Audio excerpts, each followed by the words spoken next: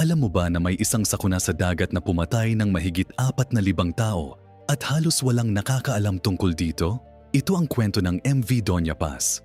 Noong Disyembre 1987, isang gabi bago magpasko, ang barko ay naglalayag sa mga tubig ng Pilipinas. Puno ito ng mga pasahero, 3 hanggang 4 na beses na higit sa pinahintulutang bilang.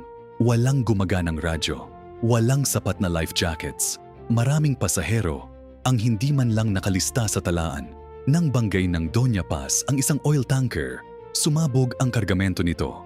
Sa loob ng ilang minuto, ang dagat ay naging apoy. Ang mga tao ay nalubog sa naglalagablab na langis. 4,121 katao ang namatay. Iyon ay mahigit 4 na beses pa sa namatay sa Titanic. Ang Titanic ay kilala ng buong mundo. Ginawa pang pelikula, sinulat sa mga aklat. Ang Doña Paz, halos nalimutan na. Ang pinakamalaking sakuna sa dagat sa panahon ng kapayapaan ay nangyari dito sa ating sariling bansa. At tayo pa rin ang dapat na mag-alala na hindi ito malimutan.